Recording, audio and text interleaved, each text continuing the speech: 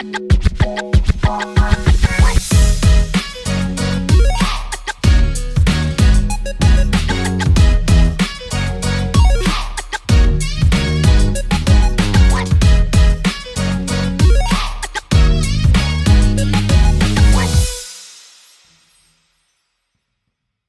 tout le monde, c'est Clem Coco. On se retrouve pour une nouvelle vidéo qui aura pour thème la review du 3e épisode de Koh Lanta la légende, la saison All-Star qui est en cours de diffusion. Avant de commencer ce petit débrief, je voulais à nouveau vous remercier pour tous vos retours, toutes vos réactions. C'est vraiment un bonheur de vous lire et d'échanger avec vous, donc continuez à réagir. Si vous ne voulez pas louper toutes mes prochaines vidéos, n'hésitez pas à vous abonner à ma chaîne et à mettre un pouce bleu aux vidéos, ça fait toujours plaisir. Donc on va commencer ce petit débrief. On avait quitté nos aventuriers avec l'élimination des 2 plus gros stratèges de la saison, c'est-à-dire Patrick et Cindy. Ils s'étaient retrouvés face au panneau et au fameux choix de quitter l'aventure ou de continuer. Évidemment, Patrick et Cindy avaient décidé de continuer l'aventure. Donc là, dès le début du 3e épisode, on les retrouve le lendemain matin où ils arrivent sur l'île des Bannis, où ils vont retrouver Karima et Hugo, les 2 premiers éliminés. Donc on voit Patrick qui arrive, il est content d'être là, il a toujours le sourire Patrick, c'est assez incroyable, même dans l'élimination, dans la déception, il a le sourire, il est content que l'aventure continue, même si ce n'est pas comme il aurait rêvé. Donc là, il tombe nez à nez avec Hugo. Hugo est choqué. Alors je comprends pas pourquoi Hugo est choqué, parce qu'il se doutait que d'autres aventuriers allaient potentiellement arriver. Karima aussi est un peu surprise. Donc Patrick explique ce qui s'est passé au conseil. Ensuite, on voit Cindy arriver. Elle a expliqué qu'elle était toute triste au moment de sa élimination, qu'il ne s'attendait pas à sortir, qu'elle était très déçue. Là, du coup, vu qu'elle continue l'aventure, ça va un peu mieux. Mais elle est clairement revancharde. Elle dit clairement, apparemment, tous les coups sont permis, donc je vais pas me gêner. Au moment où elle arrive, on peut voir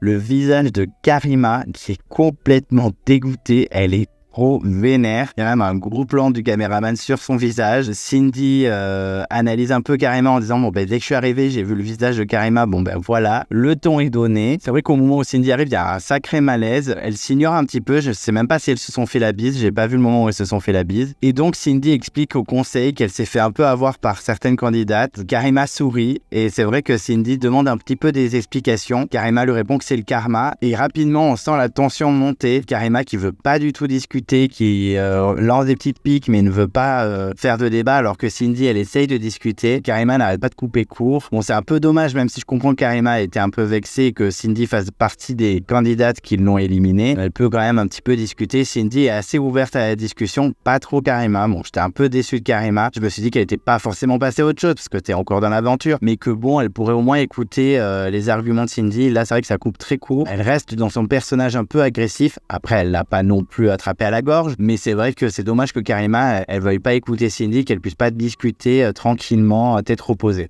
Rapidement, Patrick et Hugo essaient de changer de sujet pour éviter tout drama sur l'île. Il y a Patrick qui explique comment ça s'est passé, que pour lui c'est Maxime qui a un peu retourné tout le monde. Cindy souligne le fait que Maxime n'est pas fiable par rapport à l'aventure passée avec lui. Karima annonce sa couleur et elle explique comment ça va se dérouler avec l'arène et les épreuves qui vont éliminer les candidats. Elle semble bien déterminée. Il y a même Hugo qui dit « C'est bon, Karima, détends-toi ». Donc ça, c'était très marrant. Hugo ose quand même parler comme ça à Karima. Je ne sais pas si j'aurais fait la même chose. On a une image de l'arène pour vraiment annoncer que ça va commencer. Il y a Cindy qui est assez lucide sur ses performances, mais qui est quand même déterminée. Elle fait même une petite blague en disant « si c'est Scrabble, moi je vais tout me fracasser ». On se doute que ce sera clairement pas ça à l'épreuve, mais c'est toujours le côté Cindy assez fun, assez positive attitude. Il y a un homme local de l'île qui arrive avec un espèce de coquillage et qui annonce l'épreuve. La convocation est lancée. On voit Hugo qui est assez stressé. Patrick toujours motivé, mais c'est assez incroyable. Patrick, il est toujours motivé, sourire, quelle que soit la situation, il est toujours positif. Karima explique que c'est une personne très très fière, donc elle veut sauver l'honneur. Elle est clairement déterminée et elle lâchera pas l'affaire. Les 4 candidats arrivent à l'arène face à Denis. Il annonce direct que les 2 derniers vont être éliminés. Clairement, ça met la pression à tout le monde. Karima veut rattraper ce faux départ. Elle veut prouver qu'elle a sa place. On sent vraiment une Karima très déterminée. Alors moi, je pensais que c'était un homme et une femme qui seraient éliminés, mais en fait, pas forcément. Les 2 éliminés, il n'y a pas de différence de sexe. Ça peut être 2 femmes comme 2 hommes, peu importe. Denis annonce l'épreuve. C'est une épreuve d'équilibre. On l'a déjà vu dans la guerre des chefs avec Béatrice qui l'avait remportée, et également dans les 4 terres avec Alix qui avait obtenu la victoire face à Loïc. Donc ils doivent tenir en équilibre tout en empilant 5 petits cubes de bois. L'épreuve commence. On sent Hugo qui est très à l'aise. C'est pas très étonnant parce qu'il a été assez fort dans sa saison. saison. Je crois qu'à part Phil et un peu Brice, il n'y avait personne qui arrivait à le battre. Très rapidement, Hugo est qualifié. C'est vraiment pas une surprise. On sent Patrick qui galère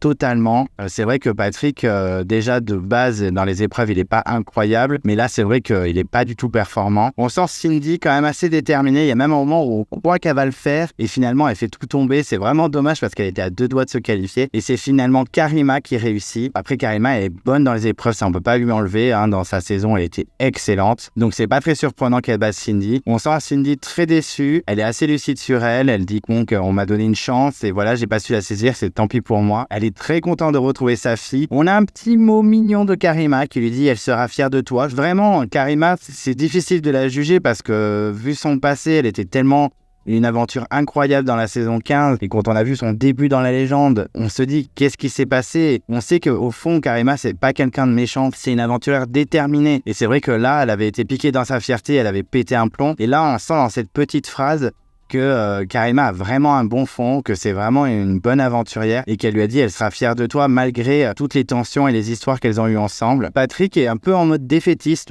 toujours avec le sourire, en mode défaitiste, il dit oui, de toute façon, j'ai été nul sur l'épreuve, c'est pas très surprenant, je savais que j'allais être éliminé rapidement. Après, je vous avoue, ça fait bizarre de voir de gros candidats comme Cindy et Patrick partir aussi rapidement. On sait que c'est la fin, ils reviendront plus. C'est un peu dommage de les voir partir aussi vite. Voilà, c'est des candidats que j'aimais bien quand même, surtout Cindy. Et voilà, je suis un peu triste qu'ils partent aussi rapidement, mais bon, c'est les jeux, va falloir qu'on s'habitue parce que ça va être un crève-cœur chaque semaine. Et je m'étais fait la réflexion, en fait, que la semaine dernière, on n'avait pas beaucoup vu l'île des bannis, très peu. Et c'est dommage qu'on la voit pas plus. Alors, je me dis peut-être qu'il se passe pas grand-chose non plus, mais bon, c'est dommage qu'on voit pas plus évoluer les bannis. Donc j'espère que par la suite, ça va un petit peu s'améliorer. Donc là, on retourne avec les candidats qui sont encore dans l'aventure officiellement. Donc on retourne sur le camp des femmes. On les sent beaucoup plus unis qu'avant. On sent vraiment qu'il y a une symbiose. Elles sont vraiment unies. Elles sont tellement unies qu'en fait, Kumba veut élaborer un plan. Bon, ça, on l'avait déjà vu dans le teasing. Elle veut faire une stratégie sur le long terme afin d'avoir un carré que de femmes. C'est vrai que moi, ce qui me dérange, c'est que cette saison se profile sur un homme vs femme. Ça me dérange un peu. Je trouve ça assez décevant que les candidats fassent des alliances par le sexe et pas forcément par le entre guillemets le mérite, même si la notion de mérite est très compliquée à Koh Lanta, ou alors les affinités. Là, c'est vraiment toutes les femmes. Même si j'adore Claude, on élimine tous les hommes avant, on s'en fout. Je trouve ça dommage. Je trouve que, alors, c'est une bonne stratégie de Kumba parce qu'au moins ça les amène très loin. Mais c'est vrai que les raisons de ces stratégies sont un peu décevantes. Après, je me dis Kumba a quand même une très bonne vision du jeu. Bon, c'est son 4e Koh Lanta, donc heureusement, elle voit loin. Elle imagine même un swap d'équipe en disant, si on est mélangé avec les garçons, faut vraiment qu'on reste unis entre femmes, qu'on commence pas à s'allier à des hommes. Il faut que les femmes tiennent sur la longueur et se serrent les coudes. Elle visualise même le noyau fort des hommes, c'est-à-dire Laurent, Claude, Théoura, Namadia et Sam. Clairement, elle veut cibler les hommes. On voit vraiment qu'elle a bossé, qu'elle avait bien réfléchi à la situation. Seul hic, c'est Alexandra qui ne veut pas voter Loïc. Alors je trouve que c'est une mauvaise stratégie d'Alexandra, même si clairement elle ne veut pas voter Loïc, elle aurait dû faire semblant, dire oui, pas de problème, je voterai Loïc avant une femme, pour ensuite la faire à l'envers, entre guillemets. Mais là, elle s'est affichée, elle commence même à énerver Kumba. Alors elle dit qu'elle ne met pas la pression, mais je trouve un peu quand même si elle n'est pas aussi agressive qu'au début de l'aventure. Mais elle lui explique son plan et Alexandra, au lieu de dire rapidement oui et de passer à autre chose pour pas que... Et on se dit, elle a le cul entre 2 chaises, elle peut rapidement retourner sa veste. Non, elle insiste en disant « Non, mais vraiment Loïc, je veux le sauver. » Oui, mais ok Alexandra, mais là il faut vraiment jouer stratégie, il fallait leur dire oui tout de suite. Même Alexandra en interview elle dit non mais je comprends Kumba c'est très intelligent mais je veux vraiment pas toucher à Loïc. Oui Alexandra, mais il fallait jouer de la stratégie, il fallait dire oui et puis après on passe à autre chose. Donc ça agace Kumba, ce que je comprends, du coup elle se méfie à mort d'Alexandra. Je pense que ça va créer des tensions sur le camp. C'est vraiment dommage qu'Alexandra joue pas le jeu et qu'il ne soit pas un peu plus stratège parce que vraiment ça va lui jouer des tours et j'espère que ça va pas la faire sortir trop rapidement. En tout cas moi je pense que c'est un peu grillé. On verra comment se passe la suite de l'aventure, mais c'est un peu dommage. Après, pour être honnête avec vous, je pense que cette stratégie féminine ne va pas tenir. Je vois vraiment beaucoup d'hommes aller loin. On verra bien comment ça se déroule, mais honnêtement, je vois une saison qui se profile un peu comme la nouvelle édition, en un peu moins vénère. Je pense qu'il y aura quand même quelques filles qui arriveront à passer entre les mailles du filet, mais je pense que ça va être un peu compliqué pour les femmes. On constate également qu'il n'y a pas de passage sur le camp des hommes. Alors, ça devait pas être très intéressant ce qui se passait, mais je me dis qu'on aurait pu avoir une réaction après l'élimination de Patrick puisque Patrick avait monopolisé l'épisode 2, donc je m'attendais à ce qu'il y ait des réactions de certains, mais pas du tout. On passe direct à l'épreuve, donc les filles retrouvent les garçons. Très rapidement, Denis annonce un nouveau twist, que ce n'est pas une épreuve d'immunité, mais une épreuve de confort, et que les équipes vont swapper, donc vont être mélangées. Donc là, c'est un petit twist intéressant, je pense qu'ils s'y attendaient pas tout de suite. On savait que les équipes allaient se mélanger, mais pas aussi rapidement. Et on apprend rapidement aussi, au moment où ils doivent rendre leurs petites amulettes d'immunité, on apprend que c'est les 2 derniers gagnants de la dernière épreuve qui vont former leur équipe. Enfin, former leur équipe, c'est pas tout à fait ça. C'est-à-dire qu'ils vont choisir le premier candidat de leur équipe, et au fur et à mesure, ce sont les choix des uns qui vont choisir les autres. Je sais pas si c'est très clair, mais en gros, c'était Clémence et Loïc qui ont gagné l'épreuve.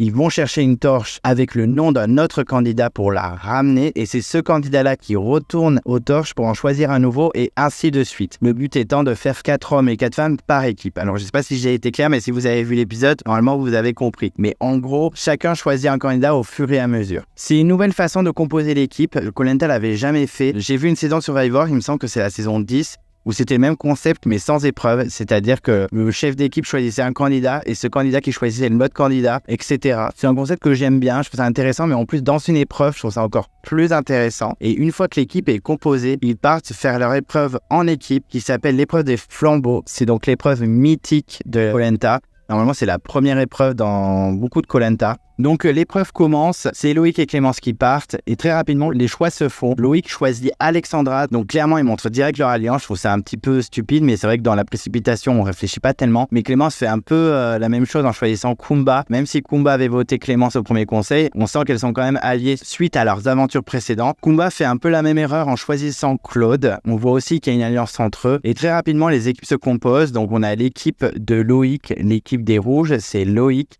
Alexandra, Théoura, Alix, Laurent, Clémentine, Namadia et Jade. Et chez les jaunes, c'est Clémence, Kumba, Claude, Christelle, Maxime, Candice, Sam et Phil. On découvre rapidement que Alix, Alexandra, Loïc sont ensemble. Ils pourraient potentiellement faire une alliance tous les trois vu qu'ils se connaissent très très bien et qu'ils s'apprécient. Et également, on découvre que Kumba et Claude sont également ensemble et donc ils peuvent rapidement faire une alliance et s'entourer de candidats. On découvre également que le noyau homme est scindé en deux. D'un côté, on a Théoura, Laurent, Namadia et de l'autre, Claude et Sam. Dans ce chassé-croisé de candidats, on voit que Claude est vraiment très performant. Il rattrape même Théoura. Il rattrape alors que les rouges étaient en tête à la base. Alix aussi est très performante. Laurent également, il repasse devant en 3 secondes. Clémentine hésite à un moment. Candice lui pique Sam. Je pense que Clémentine est un peu dégoûtée sur le coup, mais il fallait qu'elle réagisse avant. Namadia a bien rattrapé Sam également. Je trouve qu'il y a eu de belles performances, que ce soit Claude, que ce soit Laurent, que ce soit Alix. Il y a eu de très belles performances de certains. Jade et Phil sont choisis en dernier, ce qui est assez surprenant pour Jade. Phil un peu moins, mais Jade c'est un peu surprenant. Une fois les équipes composées, elles peuvent partir. C'est les jeunes qui partent en premier, ils ont été plus rapides. Les rouges tentent de rattraper malgré tout. On sent Denis qui essaye de mettre du suspense pendant l'épreuve.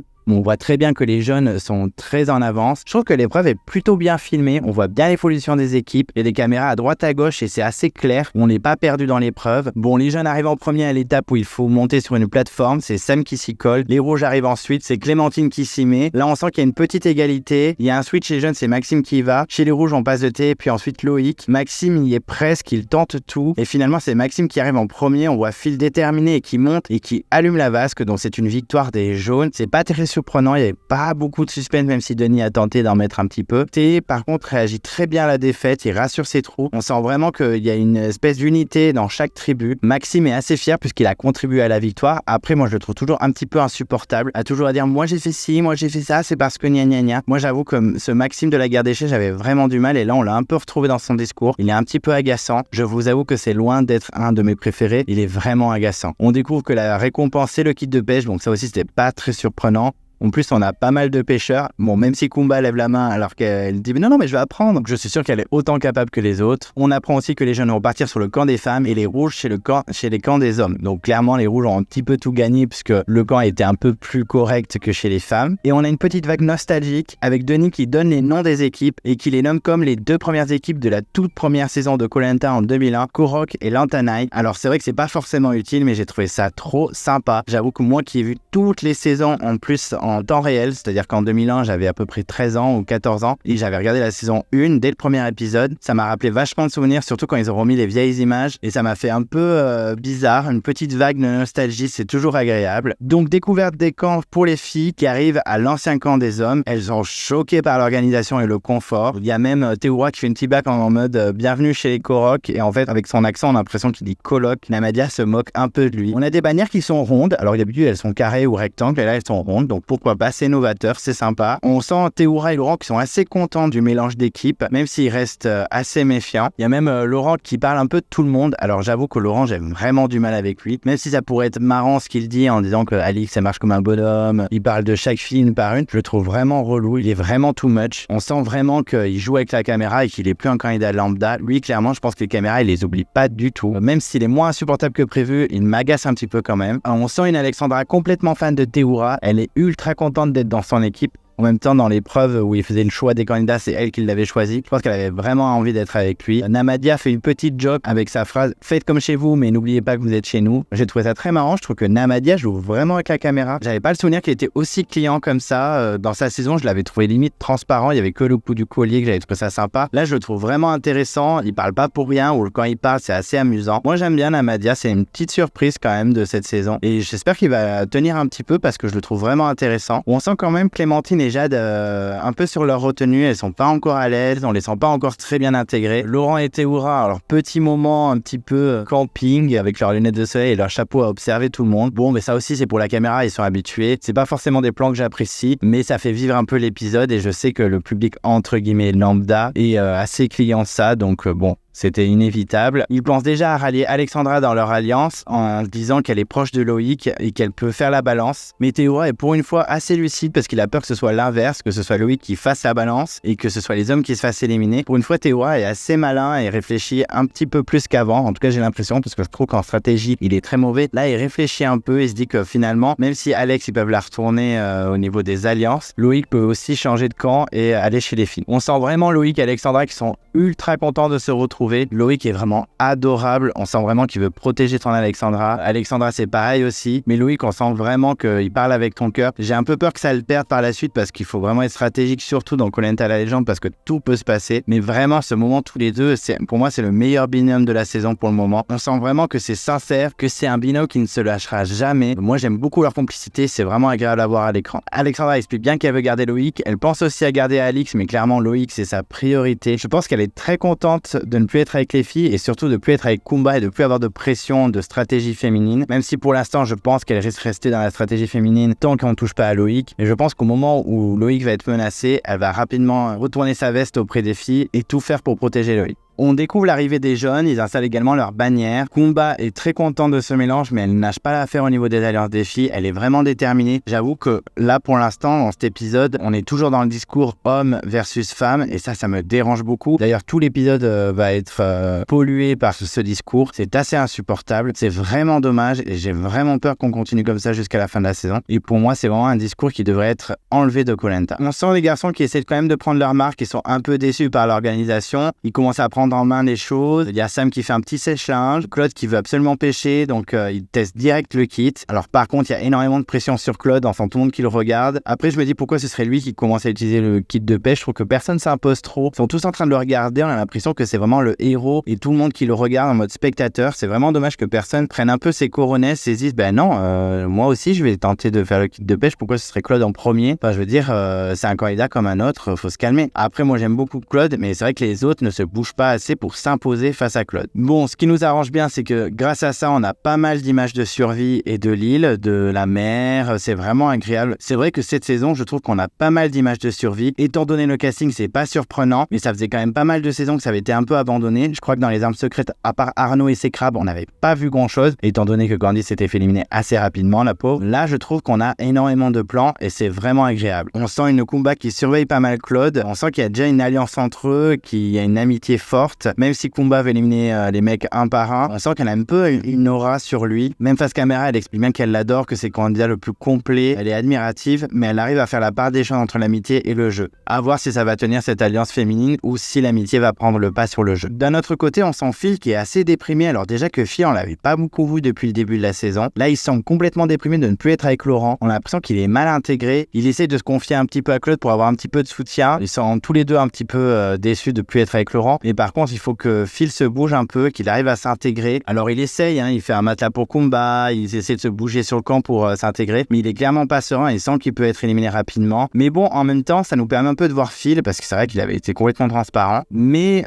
j'ai peur que s'il s'intègre pas, il puisse sortir rapidement. On sent quand même qu'il y a une union, qui sont assez solidaires entre eux. Quand ils mangent ensemble, ils semblent assez unis. Il n'y a pas trop de tension malgré le mélange d'équipes. On sent vraiment qu'il y a une bonne dynamique dans chaque équipe. On arrive maintenant chez les Korok et c'est vrai que là, Théoura nous fait une nouvelle prouesse. Sans kit de pêche, il attrape un poulpe, comme ça, tranquille. On sent Théoura et Claude qui prennent le lead sur chaque équipe. Théoura est clairement le leader des Korok et Claude le leader des Lantanaï. On continue avec les plans de survie avec la cuisine de Théoura et on voit une petite complicité entre Alexandra et Théoura. Alexandra est vraiment ravie. Alexandra peut passer du côté des hommes. Elle a Loïc, elle a Théoura. Laurent n'est pas si naïf que ça et il pourrait vraiment embarquer Alexandra avec lui. Peut-être aussi Alix. Je sens vraiment que l'Alliance Phi va pas tenir si longtemps que ça. On sent par cette complicité entre Alexandra et Théoura qu'il y a petite possibilité quand même. Ensuite, j'ai trouvé ça très marrant, la référence à Paul le Poulpe. Jade qui dit, non mais il est dead, il va pas deviner grand chose. Et même Laurent qui imite la conversation avec le Poulpe. Alors même si on s'ennuie, on est fatigué. Bon, moi j'ai trouvé ça un peu too much. Mais après, je sais que j'ai juste du mal avec lui. Donc je pense que dès qu'il ouvre la bouche, il m'agace. Mais bon, les gens sont contents de manger le Poulpe malgré tout. Théoura gagne clairement des points auprès des filles, que ce soit Alix, Clémentine ou Jade. Franchement, Théoura, je le sens pas du tout en danger. Je sens vraiment qu'il peut aller très loin. En tout cas, il gagne énormément de points auprès des filles. On retourne chez les jeunes et là, Candice se réveille. Elle décide de pêcher pour la toute première fois avec son kit de pêche. Il y a clairement une complicité Candice-Claude. Candice est très très bonne à la pêche. Elle est clairement au taquet. Elle pêche 7 poissons. On sent clairement que Claude la booste et l'apprécie vraiment. Là, on continue à avoir d'autres alliances garçon-fille. C'est pour ça que je vous dis que les alliances au niveau des sexes ne vont pas tenir, je pense. Même Sam, il est choqué et il adore Candice. Il fait plein de compliments auprès de Candice. Candice gagne énormément de points auprès des hommes. Je pense vraiment que les alliances, elles vont complètement se détruire et on va avoir de nouveaux liens avec ce mélange d'équipes. Je pense vraiment que la production a bien fait de faire ce swap assez tôt parce que c'est vrai que le discours homme-femme est assez insupportable et je pense qu'avec ces mélanges, ça ne va pas tenir. On sent aussi que Candice a tout donné un peu stratégiquement parce qu'elle sait qu'elle était en danger vu qu'elle a été choisie dans les dernières à l'épreuve des flambeaux. Donc elle a tout donné dans la pêche. Est-ce que c'est un choix stratégique? En tout cas, elle a gagné des points clairement. En plus, on a une petite référence à Jérémy. J'ai trouvé ça très mignon. C'est vrai que c'est un couple assez adorable. Autant je suis pas trop dans les couples de Koh Lanta. Mais eux, c'est vrai que Candice et Jérémy, ils sont assez mignons ensemble. On voit également Christelle et Kumba qui pêchent de leur côté et qui arrivent à avoir quelques poissons. Elles sont encore dans le discours « les femmes sont utiles, on a tous aidé, etc. » C'est vraiment plombant ces discours, je suis désolé d'insister, mais on a eu que ça pendant tout l'épisode. C'est vraiment insupportable. Mais bon, au moins, ça nous permet de voir un peu Christelle parce que c'est vrai que depuis le début de l'épisode, on l'avait pas trop vue. Même au moment où elle mange, il y a Clémence qui a dit « merci Candice » et Kumba qui insiste en disant « mais on a tous participé. » Oui, vraiment, stop les filles, on sait que vous êtes là, on sait que vous pouvez être plus fortes que les hommes, mais on n'est pas là pour ça. On est tous unis, on fait tous la même aventure, homme ou femme, peu importe. On retourne sur l'île des bannis. J'étais un peu surpris qu'on y retourne vu que dans l'épisode d'avant, on y était allé qu'au début. Là, on y retourne un petit peu. Bon, c'est pas très intéressant, clairement. Je comprends pourquoi ils ne montrent pas tellement de passages de l'île des bannis. On les voit juste qu'ils sont affamés et qu'ils veulent pêcher les petits poissons qu'il y a devant eux. On a le retour du t-shirt filé de Candice. Bon, on voit qu'ils galèrent complètement, mais Hugo ne veut pas lâcher l'affaire, Karima non plus. On sent vraiment qu'ils sont déterminés à rester, mais c'est vrai que cette petite séquence n'était pas forcément utile. Donc je comprends un peu pourquoi on n'a pas énormément de plans sur l'île d'Ébène. Ensuite, on a un passage hyper intéressant et assez joli visuellement. C'est quand Théoura et toute son équipe partent dans la nuit chasser les crabes. Ça rappelle un petit peu Arnaud dans les armes secrètes. On a de super plans avec les espèces de torches faites avec les feuilles de palmier. Hyper joli à la caméra. Moi, j'ai trouvé l'ambiance très sympa. On sent une équipe unie. Tout le monde s'est à l'écoute pour chasser un maximum de crabes. En plus, ils en récupèrent plein. Je crois qu'ils en ont moins 8. C'est un grand moment partagé tous ensemble. Ils se font un petit barbecue de nuit. On les sent vraiment unis. On sent vraiment que c'est une équipe équipe plus solide que les jeunes en tout cas. Bon, après c'est vrai qu'on sent que finalement cette solidarité n'est peut-être que de façade, puisque les femmes face caméra racontent qu'en fait elles sont pas si naïves que ça, qu'elles sentent bien qu'il y a 2 clans, hommes contre femmes, et qu'au niveau des votes, ça va peut-être se laisser ressentir. On a ensuite l'annonce de l'épreuve d'immunité. Très rapidement, les candidats devinent que c'est les pierres sous l'eau, qui finalement ne sera pas forcément les pierres sous l'eau, mais ce sera bien une épreuve aquatique. Les rouges élaborent un nouveau cri de guerre. Alors je trouve que ce cri de guerre est complètement ridicule. Même Namadia, il n'était pas du tout convaincu. Il a clairement dit, mais j'avais dit ça pour rigoler, je ne pensais pas que ça partirait dans tous les sens comme ça. Laurent est vraiment insupportable, il se met toujours en avant. Vraiment, je ne sais pas s'il va aller très loin, Laurent, mais j'espère qu'il va sortir rapidement parce que je le trouve très agaçant. Donc enfin bref, l'épreuve d'immunité commence. On découvre que ce n'est pas forcément des pierres mais des petites raies qu'on avait déjà vues, notamment dans la guerre des chefs, qu'il faudra récupérer sous l'eau et pas forcément de façon horizontale. Alors certes, il y a une étape horizontale, mais c'est surtout aussi verticale, ce qui complique un petit peu l'épreuve. Ils peuvent décider de l'ordre et des 2 derniers qui feront un second passage. On voit que Phil va passer chez les jaunes en premier et Alexandra chez les rouges. On sent qu'ils ont un peu la même stratégie dans le sens où lancer les moins performants en premier pour ensuite lancer des grosses artilleries comme Théoura, Laurent, Alix, Claude et compagnie. Denis demande aux candidats de faire leur cri de guerre. Le cri de guerre des jeunes est assez pitoyable. Bon, pas pire que les rouges avec leur cri du coq. Il y a même Claude qui fait une petite blague rigolote sur leur cri de guerre en disant on va les plumer. Même si Théoura, je crois que c'est Théoura ou Laurent qui répond oui, avant de le plumer, il va falloir m'attraper. Donc c'est le départ du jeu. On voit Phil qui est assez performant. Alexandra qui est un peu en retard. Vraiment, Alexandra, faut qu'elle fasse vraiment attention parce qu'elle perd des points, que ce soit en stratégie ou en épreuve. Après, on sait qu'Alexandra est plus forte en logique qu'autre chose. Mais là, c'est vrai qu'à côté de Phil qui a quand même 50 ans, elle est pas très performante, elle fait perdre du temps. Après ça s'enchaîne, il y a du Claude, il y a du Alix, il y a du Candice. On sent que les rouges sont assez en retard et que ça va être très compliqué pour eux. Finalement, Clémentine rattrape bien le coup, mais ça sera Théoura qui rattrape Sam en l'espace de 3 secondes. J'ai été choqué par sa performance. Et Laurent aussi est assez incroyable, même si je ne l'apprécie pas forcément. Il faut avouer que sur les épreuves, il est assez incroyable. Il dépasse même les jeunes, il dépasse Kumba. Il revient en apnée pour gagner du temps. Il est assez incroyable sur l'épreuve. Ça m'agace un peu de l'avouer, mais c'est vrai qu'il est assez incroyable. Les dernières performances s'enchaînent. Pour le deuxième passage, on envoie Alix chez les rouges. Je suis assez surpris parce qu'on a quand même des grosses performances comme Laurent ou Théoura. Même Clémentine qui avait un peu plus sa rage, ils envoient quand même Alix, bon, qui n'est clairement pas mauvaise, mais j'avoue que j'aurais pas pensé à elle directement. Pareil chez les jeunes, ils envoient Phil, alors que je pense que Claude ou Sam aurait été une meilleure solution. On sent une Alix quand même assez performante. Pour le dernier passage, on a les 2 meilleurs candidats, c'est-à-dire Laurent et Claude. Laurent ressort rapidement, c'est un peu trop tard pour Claude. Ce n'est pas à cause de la performance de Claude, c'est plus la performance globale de son équipe. Mais clairement, les bulldozers Laurent, Théoura et même Alix, voire même Clémentine, ont été trop forts pour les jeunes. Donc c'est finalement une victoire des rouges. On sent un Claude dégoûté. Ils font leur cri de guerre ridicule. Et il y a un petit clash entre Claude et Kumba sur un petit détail vraiment de fallait plus envoyer machin ou fallait mieux respirer pour là, etc. C'est vraiment du détail. On sent que Kumba tient peut-être quand même à Claude malgré leur potentielle alliance. Est-ce que ça peut présager une élimination, une raison d'élimination? Je ne sais pas. Mais on sent déjà qu'il y a un petit conflit entre eux et qu'ils peuvent rapidement s'embrouiller. Donc Denis félicite l'équipe des rouges. Il notifie notamment les performances de Théoura, Laurent, Clémentine. C'est vrai que Clémentine, on n'en parle pas trop, mais elle a été assez performante. Par contre, horrible la phrase de Théoura qui dit oui, on a envoyé les moins forts en premier. Bah, sympa pour Alexandra. Vraiment, Alexandra est montrée du doigt. Ça va être compliqué pour elle, à moins qu'elle fasse de belles alliances. On sent vraiment un Claude très déçu. Et Kumba qui lui rappelle qu'il faut aussi accepter la défaite et avouer que l'autre équipe a été plus forte. On sent vraiment qu'il y a un petit conflit entre eux. J'espère que ça va pas trop partir en live et que ça va pas provoquer l'élimination surprise d'un Claude. Mais en tout cas, on sent que ça peut se jouer très rapidement entre eux. Petit détail sympa, quand ils vont récupérer le totem, enfin le totem, c'est fini les amulettes. Denis précise qu'il y a le nom des gagnants sur le totem. Donc il lui dit, Laurent, il y a votre nom. Et au passage, Jade vérifie s'il y a bien le cierge. J'ai trouvé ça très sympa, très rigolo. Namadia qui fait une petite ref à Claude par rapport à sa phrase sur le fait qu'ils allaient déplumer le coq des Koroks. Donc Namadia vraiment toujours gagne des points au niveau du spectateur, je pense. Je trouve vraiment qu'à chaque fois, il a la bonne punchline. Pas une punchline inutile, pas une punchline pour faire le buzz. Je le trouve vraiment intéressant. Moi, c'est vraiment une très bonne surprise de cette saison. Bon, finalement, on arrive chez les jaunes et la tension s'installe, ce qui est complètement normal puisqu'un conseil arrive. Il y a 4 hommes, 4 femmes, on sent vraiment qu'il y a une alliance homme et une alliance femme. Donc on ne sait pas trop comment ça va se passer. On sent une Clémence ultra inquiète, en larmes. Franchement, elle m'a fait mal au cœur. C'est pas forcément une candidate que j'apprécie, surtout que ça m'agace qu'elle revienne alors qu'elle a déjà gagné 2 fois. Mais honnêtement, elle m'a fait mal au cœur. Bon, elle a confiance aux filles. mais elle se sent clairement dans le viseur. Elle a dit qu'elle allait clairement faire opération séduction auprès des hommes. On sent vraiment que les femmes sont quand même unies. Il y a une grosse discussion entre Kumba et Claude et on a vraiment l'impression que Kumba a vraiment une aura sur Claude. Je ne pensais pas qu'il était aussi influençable. Là, on voit vraiment qu'avec Kumba, il s'impose pas énormément et qu'il peut même changer son vote selon ses dires. Au départ, elle lui dit qu'elle veut mettre Phil ou Maxime.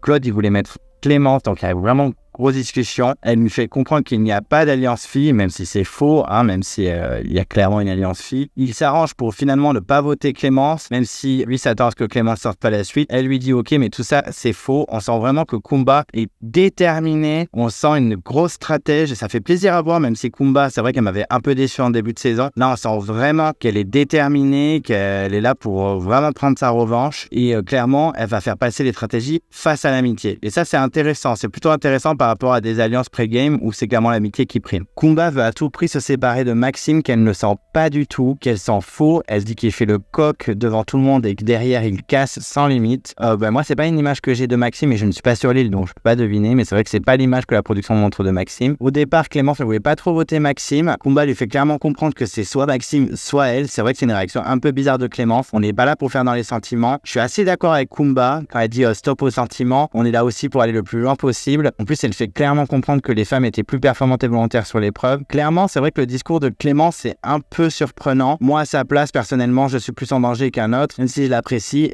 oui, il faut bien voter. L'attitude de Clémence me surprend un peu. Là, on a encore un discours assez relou. Homme versus femme de Christelle et Kumba, c'est vraiment relou. Je me permets d'insister parce que vraiment, ça n'arrête jamais dans l'épisode. Surtout que Christelle insiste vraiment pour dire que Maxime n'est pas téméraire. Je pense qu'elle n'a pas regardé sa saison, Christelle. Alors peut-être que sur cette épreuve, il n'était pas incroyable, mais Maxime est quand même un élément assez fort. Je trouve que c'est des excuses pour virer un aventurier masculin. Moi, le discours de Christelle et Kumba, même si je trouve que Kumba est une très bonne stratège, il est assez agaçant. Bon, les mecs ne sont pas trop naïfs, ils savent que les filles sont alliées entre elles et qu'elles ne risquent pas de voter les unes contre les autres. Eux, dans leur tête, ils pensent qu'ils vont voter Phil. Les mecs sont assez solidaires, c'est ce qu'on croit au début, puis finalement, on va voir par la suite que pas du tout. On sent les garçons qui veulent viser Christelle parce que Maxime ne veut pas voter contre Clémence et Claude protège clairement Kumba. Claude se méfie également de Maxime. On sent que Claude peut finalement changer de camp et voter un homme. Il en discute même avec Sam. On se dit, il y a un petit peu de suspense finalement, il ne va pas forcément avoir une égalité 4-4. Peut-être que finalement certains hommes vont passer de l'autre côté et voter Maxime. Donc en gros, juste avant qu'on sait, beaucoup de noms sortent. On a Christelle, on a Maxime, on a Clémence, on a Phil. Mais on sent vraiment que c'est Christelle et Maxime qui sont les plus en danger. Entre-temps, Clémence, malgré le fait que Kumba l'ait rassurée sur les votes, elle cherche quand même le collier. Elle est repérée par Maxime et Phil. Elle l'assume complètement. Elle dit oui, je cherche le collier, clairement. Même si elle sait que les deux ne voteront pas forcément contre elle, elle cherche quand même, elle est déterminée. Et elle a bien raison parce qu'il y a ce conseil, certes, mais il y a les autres conseils par la suite et tout peut arriver. Elle a raison de chercher collier. C'est surprenant que les autres ne le fassent pas non. On retourne chez les Kouroks où chez eux tout va bien entre guillemets vu qu'il n'y a pas de conseil. Ils se demandent bien qui va sortir parce qu'ils pensent aussi à leur alliance à eux, puisque le vote de ce soir dans l'autre équipe va aussi interagir dans les alliances qu'il y a dans leur propre équipe. On sent une Alix très stratège et une bonne stratège qui casse du sucre dans le dos de Clémence auprès des hommes et qui joue bien son jeu en faisant comprendre que les hommes c'est quand même assez important sur le camp. Il y a Namadia qui tombe direct dans le panneau. Très rapidement, Alix raconte tout à Clémentine et Alexandra pour expliquer son jeu stratégie en disant j'ai un peu cassé du sucre dans le dos de Clémence pour qu'il croit vraiment qu'il n'y ait pas d'alliance féminine. Je trouve que c'est un bon jeu au niveau d'Alix. Vraiment, je ne pensais pas aussi stratège parce que dans sa première aventure, ça s'était facilement fait avoir. Vraiment bon jeu stratégie pour Alix. Namadia est vraiment tombé dans le panneau. Il sent qu'il est persuadé que Clémence est en danger. Il est même persuadé qu'il pourra rallier Alexandra, Jade qui sont un petit peu en marge du groupe. Même Alix, il la sent assez proche des hommes. Donc Namadia semble serein alors que pas forcément. Même Jade se joue un peu de lui et prône clairement le girl power. Et puis surtout, les filles, Jade et Alexandra, attendent de voir qui va sortir et voir si les filles ont tenu leurs promesses. Parce que je pense que si une fille était sortie, tout aurait été chamboulé, en tout cas au niveau des stratégies féminines. On verra la semaine prochaine comment ça va se passer par rapport aux sorties de cette semaine. Mais en tout cas, je pense que les stratégies vont beaucoup bouger. J'ai bien aimé aussi la phrase de Jade qui dit « On va voir ce que Kumba a dans le ventre ». Parce que c'est vrai qu'on a l'impression que Kumba a une bouche de 3 km. Et finalement, est-ce qu'elle va vraiment tenir ses promesses? On verra que par la suite, oui. Mais au moins, Jade émet le doute. Parce que c'est vrai que tout le monde se fait confiance, mais on est dans Koh-Lanta, donc tout est possible. On retourne chez les jeunes avec Clémence qui continue de chercher le collier sans limite. On sent clairement quelques minutes avant, vu la musique et vu les plans, qu'elle va le trouver. Et puis finalement, elle trouve trouve le collier, elle est ultra soulagée, elle veut directement en parler à Candice. Alors moi je trouve que c'est pas très malin de sa part, parce que moi clairement si j'ai un collier dans Koh Lanta, je le dis à personne. Elle fonce direct vers Candice pour le dire. Elle explique clairement qu'elle a une dette en 2018, vu que c'était une candidate qu'elle appréciait beaucoup dans le combat des héros et que finalement elle avait voté contre elle suite aux stratégies, elle s'en voulait beaucoup. Donc pour elle, elle avait comme une dette auprès de Candice. Alors c'est très mignon, mais c'est très dangereux. Elle lui balance cash. On a Candice qui lui promet de ne pas le répéter. J'ai la faiblesse de croire Candice. Je pense que Candice va garder le secret. Elle lui conseille même de ne rien dire à personne. Surtout que Kumba et Christelle ont voté contre elle au premier conseil. Il faut vraiment que Clémence se méfie. Là, clairement, elle a mis Candice dans la confidence, mais j'espère que ce sera la seule. Moi, personnellement, je pense qu'elle n'aurait pas dû le dire du tout. Mais bon, au moins, elle se dit qu'elle a peut-être une alliée et que si quelqu'un sait qu'elle a le collier, ça ne peut être que Candice. Kumba insiste contre Maxime, elle veut vraiment l'éliminer. On apprend également qu'elles veulent voter 3-1. C'est un peu what the fuck là, on comprend pas trop. On voit Clémence et Kumba qui discutent de voter 3 Maxime et 1 Phil. Je ne vois pas du tout pourquoi faire ça. En fait, je ne vois pas la raison. C'est assez dangereux. Donc on se dit peut-être que Kumba a manipulé Claude et que Claude a voté avec eux. Je pense qu'elles veulent faire ça au cas où Maxime est en collier, mais je trouve ça très dangereux parce que si Maxime s'en fait en collier, les 4 hommes auraient voté contre Christelle et Christelle sort avec 4 votes. Donc c'est assez illogique, mais je me dis que Kumba est pas si bête et qu'on n'a pas tout vu et qu'elle a sûrement manipulé Claude. Il y a même Christelle qui finalement hésite à voter Phil. Elle veut suivre ses intuitions, mais là on est dans une autre dimension. On se dit c'est quand même des gens qui ont déjà fait Koh Lanta plusieurs fois et là ils veulent voter selon leurs intuitions et selon leurs émotions. Non, il faut voter massivement ensemble, tous la même personne. Donc j'étais un peu surpris et finalement au conseil, on va voir que beaucoup de choses se sont dites et il y a eu beaucoup de tractations entre temps. Le conseil commence, on a le discours de Denis. Il fait une petite référence à une phrase de Théoura en 2012 lorsqu'il avait été éliminé et trahi par Patrick, Kumba et Claude quand il dit « Les promesses sur le sable seront souvent effacées par la mer ». C'est une phrase que Théoura avait dit quand il avait été éliminé. Je sais pas si c'était fait exprès, mais en tout cas ça m'a fait penser. J'ai beaucoup aimé la référence. Les candidats arrivent, on sent une Clémence qui était énervée par les choix de l'épreuve. Claude estime qu'ils se sont mis trop la pression. Kumba pense qu'il manque clairement de confiance. On apprend également que tout le monde a pêché des poissons. Donc ça, je trouve ça vraiment très sympa que tout le monde joue le jeu. On apprend aussi, c'est très surprenant que Clémence et Kumba n'ont jamais touché le harpon alors que c'est leur 4e Koh Lanta. Vraiment, il y a un problème homme-femme dans Koh Lanta. Je comprends pas pourquoi on est encore dans ces discours-là. En 2005, si Clémence avait pris le harpon, je n'aurais jamais été choqué. Je ne comprends même pas qu'elles aient pas pensé à prendre le harpon à cette époque-là et de laisser des hommes comme Jérôme ou Mohamed le faire. Bon, elles s'en rendent compte maintenant, c'est vaut mieux tard que jamais. Mais vraiment, il y a une position de la femme dans Koh Lanta qui est vraiment décevante. Et je me dis que ce discours n'a rien à faire en cette émission. Je ne comprends pas pourquoi on continue à avoir ces discours-là. Les candidats témoignent le fait d'avoir vraiment faim, que c'est vraiment difficile sans manioc, sans riz et sans casserole. On voit vraiment que Claude prend beaucoup de place dans le conseil, qu'il parle beaucoup. Alors je sais pas si ça va agacer les candidats qu'ils prennent autant de place, mais c'est vrai que nous en tant que spectateurs, on l'a beaucoup parce que c'est vrai que le public l'apprécie énormément. Mais je me dis que s'il prend autant de place, peut-être que ça va agacer rapidement ses camarades et qu'il peut se retrouver avec des votes contre lui. On sent aussi un discours assez étrange par rapport à ce qui a été dit sur le camp. Ils disent clairement qu'ils vont voter pour gagner, donc ils vont éliminer les éléments les plus faibles, alors que clairement sur le camp c'était beaucoup de tractations par rapport au sexe et aux équipes précédentes. Donc j'attends de voir le vote, mais c'est vrai que ce discours devant Denis est un peu en décalage avec ce qu'on a vu sur le camp. Ils disent clairement aussi que l'affect est mis de côté, donc ça c'est bien qu'ils assument un peu. On comprend qu'il y a clairement des stratégies mises en place. On sent qu'il peut y avoir des surprises, les votes se font, on voit Clémence qui vote Phil, donc vraiment je ne comprends pas, c'est vraiment très risqué, parce que si Maxime sort un collier, c'est forcément une fille qui sort, parce qu'on peut imaginer que tous les hommes votent en masse pour la même personne. Le moment du dépouillement arrive, Clémence ne sort pas son collier, c'était un peu risqué, mais j'aurais fait pareil, elle a eu raison, parce que clairement elle n'était pas forcément menacée, tous les doutes ont été effacés par Kumba, donc elle a clairement bien fait de le faire. Les votes s'enchaînent, on voit beaucoup de Maxime. Maxime semble un peu surpris, alors c'est vrai que vu le discours qu'ils ont eu au conseil, j'ai senti que les hommes pouvaient voter Maxime, donc c'est un petit blindside qui est en cours. Maxime est complètement choqué à la fin du vote, il ne s'attendait pas du tout à sortir. On voit que tout le monde a voté Maxime, sauf lui qui a voté Christelle et Clémence qui a voté Phil. Je pense que c'était pour finalement se protéger en cas de sortie de collier de la part de Maxime. Finalement, les filles étaient en alliance avec les garçons contre Maxime. Donc Maxime est sur les fesses. J'avoue que c'est un petit blindside. C'est pas le blindside assez incroyable qu'on a pu voir avec Jeff dans Johor ou encore dans Les Armes Secrètes avec Candice. Mais petit blindside sympa. Maxime s'y attendait pas du tout. Et il en profite pour balancer l'alliance des mecs. Donc Claude assume qu'il y avait une alliance des mecs et qu'il a préféré la détruire au profit des femmes et d'un mélange de sexe. Sam, lui, démontre clairement, il dit qu'il veut affronter aussi les plus grandes aventurières comme Candice, Alix, etc.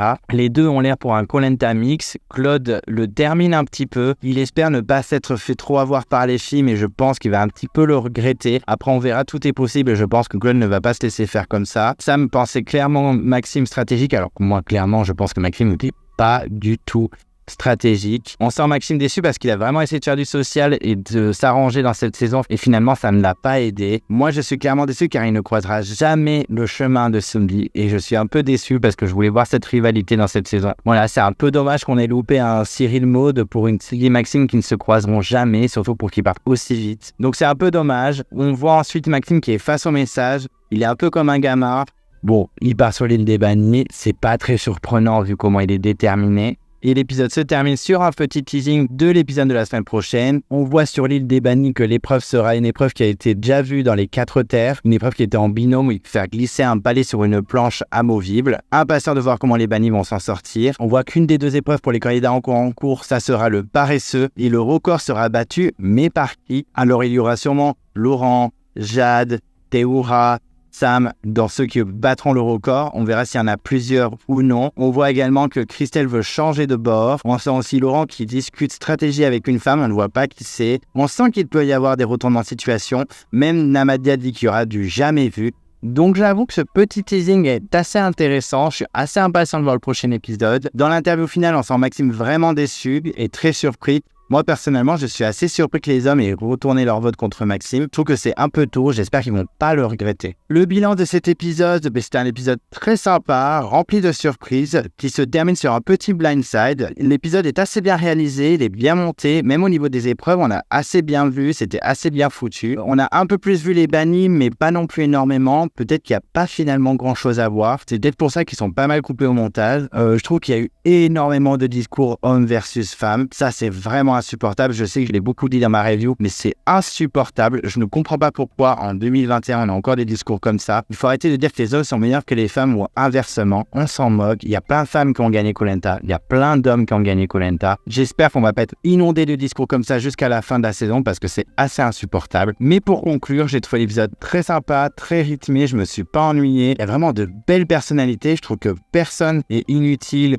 ou transparent. Je trouve que ça y est, chacun prend un peu ses marques. On sent un peu fil un peu en retrait pour le moment, j'espère qu'on va voir un peu plus. On sent vraiment qu'il n'y a pas eu d'erreur de casting et c'est vraiment un plaisir de regarder cette saison et je suis impatient de voir la suite. Niveau bilan des candidats, on va commencer par les femmes cette fois. Alors je trouve que Kumba est assez déterminée, elle est assez impressionnante. J'avoue qu'au début j'étais très déçu par son comportement, même si elle est un peu brute de décoffrage, je trouve quand même que c'est une très bonne candidate. Elle a une bonne vision du jeu. Je pense qu'elle peut aller loin, à moins d'un gros blindside, ce qui peut arriver, on verra bien. Mais je trouve que Kumba, je l'apprécie beaucoup mieux qu'avant. Avant, dans les saisons d'avant, c'était ma petite chouchou, je l'adorais. Elle m'avait un peu déçu au début de la saison. Là vraiment, on sent qu'elle se réveille vraiment et qu'elle va pas lâcher l'affaire. On la sent déterminée. Même si ces discours féministes m'agacent un peu, je trouve que c'est quand même une très bonne candidate de la saison. Ensuite, Candice s'est vraiment réveillée dans cet épisode. On l'a énormément vu, surtout au niveau de la survie. Et c'est au niveau stratégie également. Je pense que ce n'est pas anodin, toutes ses prestations au niveau de la pêche. Clairement, elle essaie de gagner des points auprès des hommes. Elle a raison de faire ça. J'espère qu'elle ira loin parce qu'elle a une belle personnalité. C'est une bonne aventurière. Elle est pour l'instant assez discrète, mais je trouve qu'elle s'est réveillée dans cet épisode. En tout cas, je la trouve vraiment fraîche et je suis toujours très content de la voir à l'écran. Ensuite, Clémentine, que je trouve assez agréable cette saison. Elle est pas dans le conflit, elle est pas dans les grosses stratégies pour le moment. On l'a pas trop vu dans cet épisode, même si elle a bien performé sur les épreuves. J'espère qu'on va un peu plus la voir parce qu'elle a quand même une forte personnalité. On l'a pas encore assez vue. En tout cas, je la trouve assez appréciable cette saison. Jade est un peu moins transparente, mais je trouve qu'elle est pas encore au top niveau de la Jade qu'on connaît vraiment. Avant, clairement, c'était la star de la saison. Ces 2 saisons d'avant, on voyait qu'elle. Là, elle est vraiment bouffée par les gros candidats. J'espère qu'on va un peu plus la voir, un peu plus stratège aussi, parce qu'on a l'impression qu'elle vit un peu son aventure. Sur les épreuves, elle est performante, ça y a aucun problème, mais j'espère qu'on va un peu plus la voir. Ensuite, Christelle, qu'on a un peu moins vu que les 2 premiers épisodes, et finalement, on a un peu plus agacé. Toujours un discours homme-femme, un peu comme Kumba. Surtout qu'elle s'est un peu acharnée contre Maxime, puis a retourné sa veste sur Phil. C'était un peu bizarre son discours, même si c'est une candidate que j'apprécie quand même, qui manque un peu de saveur et de relief. Je trouve que là, elle était un peu plus mise à l'écart que d'habitude. On verra par la suite. C'était une petite surprise de début de saison. Est-ce que c'est un pétard mouillé et que ça va pas durer au cours de toute la saison? En tout cas, pour le moment, elle était trop discrète. J'espère qu'on va un peu plus la voir et dans un discours plus différent. Ensuite, Clémence, qu'on a vu un petit peu en mode tristesse, panique et stress. Depuis le début de la saison, elle est pas mal en panique quand même. Elle croit qu'elle est menacée à chaque conseil. Bon, à part le deuxième épisode où elle avait remporté l'épreuve et brillamment. J'avoue que j'espère voir une Clémence un peu plus déterminée, même en stratégie, quand elle disait mais non, finalement, on va pas voter Maxime, alors que clairement, c'était elle qui était en danger à la base. Je trouve qu'elle a un discours un petit peu contradictoire. J'espère qu'elle va se réveiller un petit peu parce que là, elle est trop discrète. Elle vit trop son aventure en dilettante, un peu comme Jade. Il va falloir qu'elle se réveille. S'il te plaît, Clémence, réveille-toi. Alexandra, alors c'est un peu un dents de scie. Je l'ai trouvée très mauvaise en stratégie. Elle a clairement affiché qu'elle ne voterait pas contre Loïc alors qu'ils sont en train de faire une alliance féminine. Après, peut-être qu'elle va se rapprocher des hommes et retourner sa veste, je ne sais pas. En tout cas, je trouve qu'en stratégie, elle n'a pas été très fine. Sur l'épreuve, elle n'a pas du tout été performante. Elle n'a pas été mauvaise, mais ça a été une des moins performantes en tout cas. Je l'adore, donc j'espère qu'elle va aller très loin. Mais c'est vrai que cet épisode, ce n'était clairement pas son meilleur épisode, même si j'aime beaucoup la complicité qu'elle a avec Loïc. Alix, on sent qu'elle s'est un petit peu réveillée, qu'au niveau stratégie, elle donne tout ce qu'elle a, elle joue clairement sur 2 tableaux exprès, elle assume tout. Moi, je la trouve vraiment intéressante. Déjà, sur les épreuves, elle est vraiment impressionnante. Je trouve que c'est une des meilleures filles, clairement. En tout cas, je la trouve impressionnante et je trouve qu'elle est bonne stratège. On sent clairement qu'elle s'est réveillée et elle peut vraiment se faufiler assez loin. Karima, on l'a pas beaucoup vue, elle a clairement performé sur l'épreuve, elle a battu Cindy de peu, mais elle l'a battue quand même. On sent une Karima déterminée, je pense qu'elle va pas lâcher de morceaux, je pense que la semaine prochaine, elle va tout donner. En tout cas, si c'est pour avoir une Karima déterminée et revancharde, je dis oui. Et si c'est pour avoir une Karima très énervée comme au début de l'épisode face à Cindy, je dis non. J'espère qu'elle va quand même se calmer. Je l'ai sentie un peu plus posée que d'habitude. On verra par la suite. En tout cas, elle a bien performé sur l'épreuve. J'espère que ça va continuer comme ça. Pour Cindy, pauvre Cindy, ça me fend le cœur. Elle a quitté l'aventure. C'est dommage, mais on la sentait pas plus motivée que ça. Même quand elle a su qu'elle partait, elle était en mode bon, je suis triste, mais je suis content de rentrer chez moi. Donc je pense que c'est bien qu'elle soit partie finalement. C'est mieux que ce soit elle qui soit sortie plutôt qu'une Karima qui est clairement déterminée. Au revoir Cindy, c'est vraiment dommage. J'espère qu'elle va revenir un jour un peu plus déterminée. En tout cas, c'était comme je le disais dans ma précédente vidéo, quand je donnais mon avis sur le casting, c'était la saison de trop pour Cindy, clairement ça s'est confirmé. C'est vraiment dommage, c'est une belle personnalité, une bonne stratège. Voilà, c'est triste pour Cindy, mais c'est mieux comme ça. Au niveau des hommes, donc on a Claude, la star de la saison, clairement prend énormément de place. On le sent vraiment comme le patron de sa nouvelle équipe. J'espère qu'il va pas être adulé comme ça trop longtemps. J'espère qu'il y a des gens qui vont essayer de faire des moves contre lui. Ce serait rigolo, même si j'ai pas envie qu'il sorte, mais j'ai envie vraiment que les gens prennent un peu leur coronesse et tentent d'abattre le roi Claude, comme je l'avais dit dans une précédente vidéo. Je trouverais ça intéressant. Après, il est clairement performant, que ce soit en survie ou en épreuve, ou même socialement ou stratégiquement. J'espère qu'il s'est pas tiré une batte dans le pied en éliminant Maxime. On verra bien si Pumba, qui a une certaine aura quand même sur lui, maîtrisera mieux la stratégie que lui. On verra bien. En tout cas, pour l'instant, je ne le sens pas en danger. Je sens qu'il va aller très loin. Mais honnêtement, j'aimerais bien qu'il y ait un petit coup de Trafalgar contre lui. Ensuite, Théoura, toujours aussi parfait au niveau de la survie. Au niveau social, il s'améliore vraiment. Il s'entend quasiment avec tout le monde.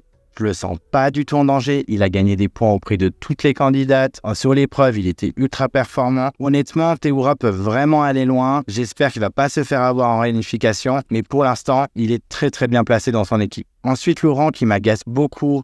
Clairement, après, il est incroyable sur les épreuves, ça je peux pas lui enlever. Il est assez bon en social et je pense qu'il est pas du tout en danger. Mais honnêtement, il est vraiment trop agaçant. Et pour moi, il n'a plus sa place dans Koh Lanta. J'espère que ce sera sa dernière saison. Et honnêtement, j'espère qu'il va vite sortir. En plus, je le trouve pas du tout stratégique. J'espère qu'il va faire un peu plus de stratégie parce que là, il a pas vraiment donné, il parle d'alliance mais il parle pas vraiment de move, donc c'est un peu dommage, mais en tout cas j'espère qu'il va vite sortir. Je suis désolé mais j'ai vraiment du mal avec Laurent. Ensuite Phil qu'on a un peu plus vu mais pas énormément non plus.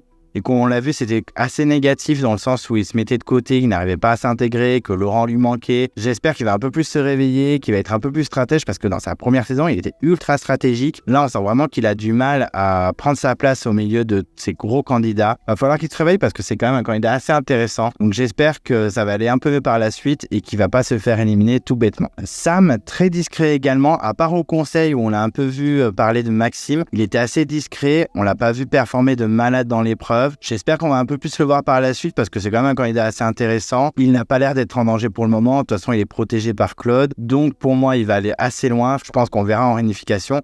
Mais j'espère le voir un peu plus. Namadia, grosse surprise, ça continue. À chaque épisode, il me surprend. Il est vraiment intéressant, que ce soit au niveau des épreuves, que ce soit au niveau social, en stratégie à voir par la suite, mais en tout cas au niveau caméra, il est top. Je le trouve hyper intéressant alors que je l'aimais pas trop dans sa saison. Je trouvais même que c'était une erreur de casting, je l'avais dit dans la vidéo où je donnais mon avis sur le casting. Clairement, c'est la bonne surprise de la saison. Je suis assez content de ses prestations. J'espère qu'il va rester un petit peu. Je ne pense pas qu'il va aller ultra loin quand même, mais je suis assez content de ce qu'il donne pour le moment. Loïc, toujours aussi adorable, toujours aussi mignon. Il a un peu trop montré son alliance avec Alexandra, mais bon, comme Alexandra c'est mon poulain, il la protège, je ne peux que l'adorer. Clairement, il est bon dans les épreuves, il est bon socialement. À voir s'il va peut-être retourner sa veste pour aller avec les filles, ce que je ne pense pas clairement, mais en tout cas, il était plutôt intéressant au niveau social. J'espère qu'il s'est pas trop grillé avec Alexandra. On verra comment ça se passe, mais en tout cas, ça fait toujours plaisir de le voir. On l'a quand même pas mal vu et je pense qu'il va aller quand même un petit peu loin. Maxime, c'est vraiment dommage pour lui. Il a essayé de s'arranger socialement, ça ne l'a pas aidé. Il est parti un peu avec une balle dans le pied, ne connaissant quasiment personne du casting. Comme l'a dit Claude dans l'épisode d'avant, il était un peu au fond du bus. Ça a été compliqué pour lui de rattraper le retard socialement. Clairement, il n'a pas été très utile dans cette saison. Je pense qu'il risque de revenir parce que c'est un petit peu un gâchis. Il a fait pire que sa première saison, c'est vraiment dommage. Après, moi, je le trouve pas forcément ultra intéressant, Maxime, donc je suis pas très triste qu'il soit parti. Mais c'est vrai que ce petit blind sign, il s'attendait pas, ça fait toujours mal au cœur pour lui. Moi, ça met un peu de peps à l'épisode, mais c'est dommage pour lui, en espérant peut-être qu'il se rattrape sur l'île des bannis, mais j'en doute clairement parce que je pense que Hugo va clairement percer. En parlant d'Hugo, il a été assez incroyable sur l'épreuve, ça a été le premier à gagner l'épreuve, ça ne m'étonne pas, je pense qu'il va être clairement déterminé, il peut clairement percer, honnêtement je pense qu'il va aller très loin, il y a même de grosses chances qu'il réintègre l'aventure, ce que j'espère, il était vraiment parti trop tôt, donc j'espère qu'il va tout donner et qu'il va aller super loin, en tout cas je suis assez confiant pour la suite de son aventure. Et Patrick, le patoche, le Pat, il est parti, ça y est c'est fini, le stratège Patrick est parti, c'est vraiment dommage, mais comme je l'avais dit dans ma vidéo où je donnais mon avis sur le casting, c'était vraiment la saison de trop, il avait eu beaucoup de chance dans ses premières saisons, même s'il avait eu pas mal la main sur l'aventure. Mais là, ça a été compliqué pour lui et clairement sur l'épreuve face à Hugo ou Karima, c'était clairement perdu d'avance. C'est dommage, ça a fait bizarre de le voir partir aussi vite. Mais bon, c'était l'aventure de trop, je m'en doutais un peu. Désolé Patrick, mais ton ton est révolu. Voilà, j'ai terminé avec la review de l'épisode 3 de Koh Lanta la légende. J'espère ne pas avoir été trop long. En tout cas, je suis impatient de voir le prochain épisode et de voir toutes les surprises qui sont prévues. Si vous voulez voir les prochaines vidéos de ma chaîne, n'hésitez pas à vous abonner et à mettre un pouce bleu quand vous aimez la vidéo. Merci à vous, je vous embrasse et à très vite.